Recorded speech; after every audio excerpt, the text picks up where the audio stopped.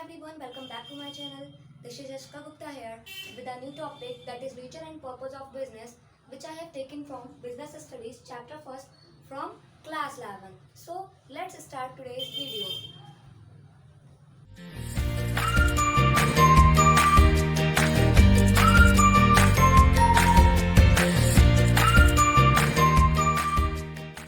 So हम पढ़ेंगे history of commerce की कॉमर्स की क्या हिस्ट्री थी। पहले था सिल्क रूट, स्पाइस रूट और बार्टर सिस्टम। सिल्क रूट क्या होता था कि एक ऐसा रूट होता था जहाँ से हम सिल्क का एक्सपोर्ट या इंपोर्ट करते थे। इसका मतलब the route from where we export and import the silk is known as silk route. Spice route क्या होता था, जहाँ से हम स्पाइस मसालों का क्या करते थे, इंपोर्ट या एक्सपोर्ट करते थे, तो हमारा क्या होता था spice route. The route from where we export और import the spice is known as spice route. Barter system क्या होता था, it is the exchange of goods from goods. जब हम गुड्स के लिए गुड्स को एक्सचेंज करते थे तो हम उसको क्या बोलते थे, बार्टर सिस्टम। जैसे कि हमें जरूरत है क्लॉथ्स की और जिस पर्सन से हमने क्लॉथ ली उसको जरूरत है व्हीट या राइस की, तो हम क्या अपनी क्लॉथ्स के लिए उससे व्हीट या राइस क्या एक्सचेंज कर लेते हैं, तो उसी को हम क्या बोलते हैं, बार्टर सिस्टम बोलते हैं। देन हम पढ़ेंगे डेवलपमेंट इन कॉमर्स कि कॉमर्स में क्या क्या डेवलपमेंट हुई है। पहला indigenous banking system. Indigenous banking system क्या है, it is a private firm और इंडिविजुअल। ये एक प्राइवेट फर्म है या फिर एक इंडिविजुअल फर्म है जो मनी लेंडर की तरह वर्क नहीं करता है। ये कैसे वर्क करता है कि इसमें हम क्या अपने मनी को डिपॉजिट भी कर सकते हैं और उससे लोन भी ले सकते हैं। बट जहाँ से हम मनी लेंडर से अगर हम लोन ले रहे हैं तो उससे केवल लोन ले सकते हैं, अपना मनी उसको पास डिपॉजिट नहीं कर सकते हैं। और ये क्या स्मॉल ट्रेडर्स को क्रेडिट देता था। क्यों? क्योंकि स्मॉल ट्रेडर्स सब एबल नहीं होते ना कि बैंक से वो लोन ले सकें, क्योंकि कभी कभी बड़े बड़े बैंकों का इंटरेस्ट बहुत ज्यादा होता है तो उससे वो एबल नहीं होते हैं पे करने में, तो वो ज्यादातर कोशिश करते हैं किसी इंडिजीनियस बैंकिंग सिस्टम से लोन ले लेते हैं। क्रेडिट टू एग्रीकल्चर को भी क्रेडिट करता था और इसका क्रेडिट क्या होता था, एक लॉन्ग टर्म में होता था। सेकेंड चीज राइज ऑफ इंटरमीडिएरीज में इंटरमीडिएरीज का पहले मतलब जानेंगे। इंटरमीडिएरीज क्या होते हैं, ये क्या होता है, मिडिल मैन होता है किससे, बायर और सेलर्स के बीच में। इसके भी 2 टाइप्स होते हैं, फाइनेंशियल इंटरमीडिएरीज एंड ट्रेडिंग इंटरमीडिएरीज। फाइनेंशियल इंटरमीडिएरीज क्या होता है कि इंपॉर्टेंट रोल प्ले करता है किसमें, मनी को वर्ल्ड फाइनेंस कराने में। जैसे कि पहला हमारा होता है insurance company, mutual fund, NBFC bank, investment broker and investment banker. Insurance company का काम क्या क्या होता है कि ये कंपनी को इंश्योरेंस पॉलिसीज दिलाती है ना, जिससे कि क्या कंपनी हमारी सिक्योर हो। और इसका क्या होता है, ये और भी कई चीजों में ये इंश्योरेंस पॉलिसी मिलती है, जैसे कि मैरिज इंश्योरेंस पॉलिसी मिलती है, एजुकेशन के लिए भी चाइल्ड एजुकेशन इंश्योरेंस पॉलिसी भी मिलती है, एटसेट्रा एटसेट्रा।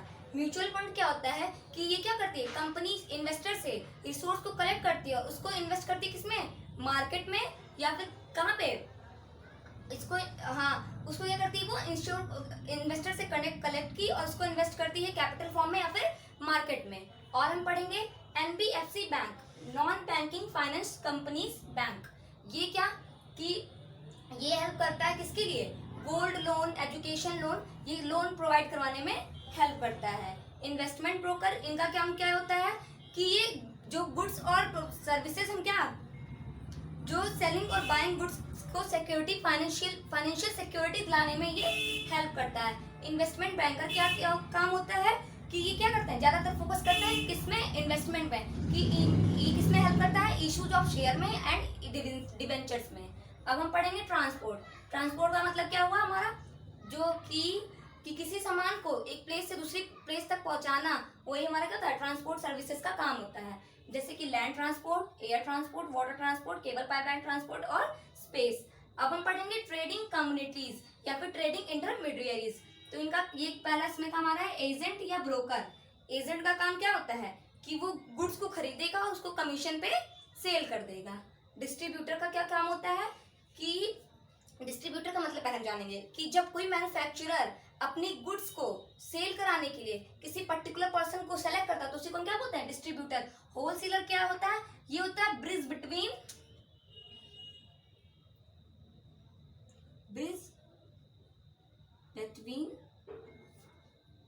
डिस्ट्रीब्यूटर,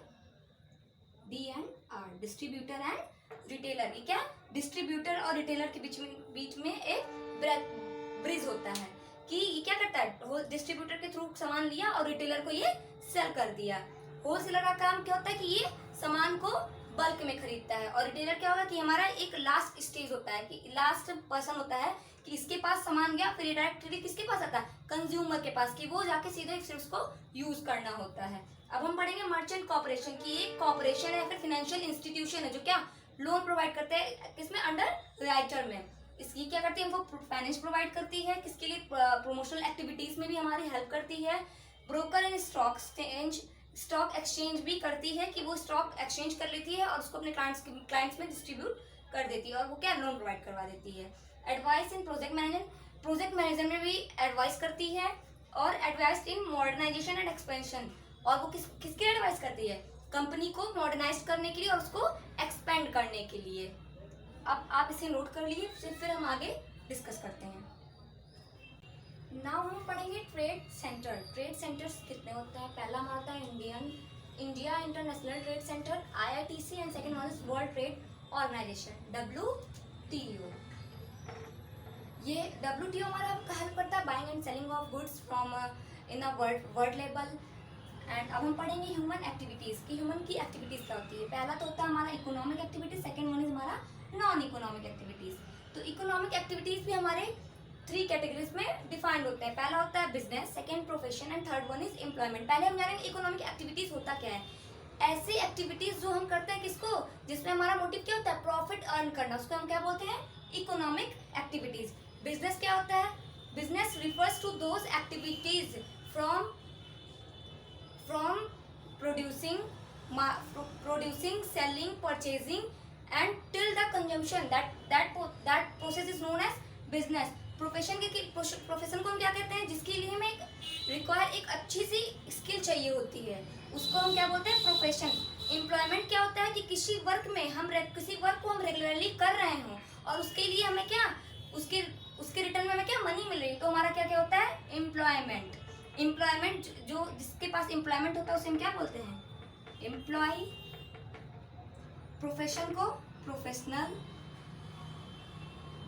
और बिजनेस के लिए बिजनेसमैन।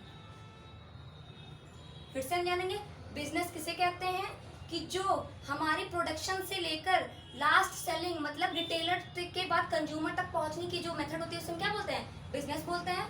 प्रोफेशन क्या होती है कि जो एक अच्छे स्किल या नॉलेजफुल पर्सन को मिलती है तो उसे हम क्या बोलते हैं, प्रोफेशन। और प्रोफेशन जिसके पास होती है उसको हम बोलते हैं प्रोफेशनल, और बिजनेस की नॉलेज जिसके पास अच्छी होती है वो होता है हमारा बिजनेसमैन।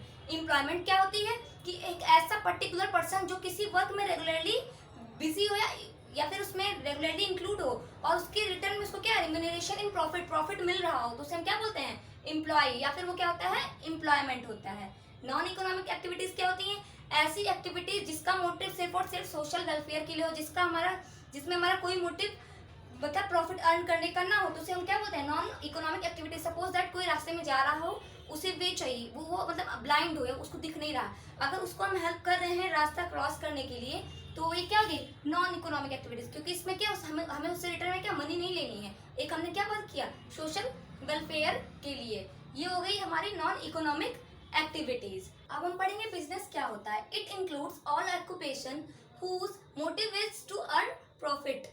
ये सारी ऑक्यूपेशन को इंक्लूड करता है जिसकी मोटिव क्या होती है, अर्निंग प्रॉफिट। और या फिर ऐसे कह सकते हैं, बाय प्रोडक्शन, परचेज और sale of goods to satisfy the needs of the human wants by main motive to earn profit. या फिर production, purchase, sale of goods to satisfying the human wants को सेटिस्फाई करने के लिए goods की production, purchase या cell हम करते हैं, मोटिव क्या होना चाहिए, हमारी प्रॉफिट अर्निंग की, उसी को हम क्या बोलते हैं, बिजनेस।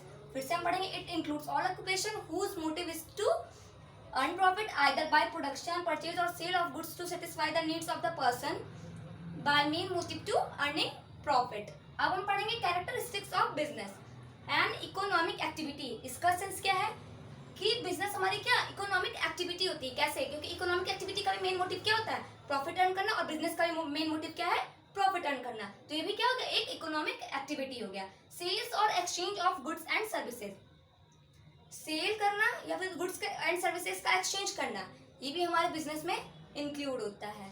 प्रोडक्शन और प्रोक्योरमेंट ऑफ गुड्स, गुड्स का प्रोडक्शन करना, गुड्स को प्रोड्यूस करना, मार्केट में सेल करने के लिए, फिर उसको प्रोक्योरमेंट करना। तो ये क्या होता है, कैरेक्टरिस्टिक्स होता है।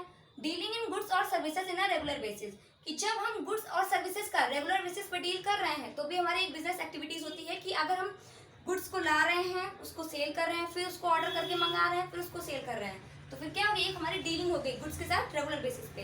ये भी हमारे बिजनेस में इंक्लूड होता है। प्रॉफिट अर्निंग, हमारी बिजनेस का मेन मोटिव क्या होता है, प्रॉफिट अर्न करना, कि ज्यादा से ज्यादा हम प्रॉफिट अर्न कर सकें और लोगों को सेटिस्फाई भी करते चले।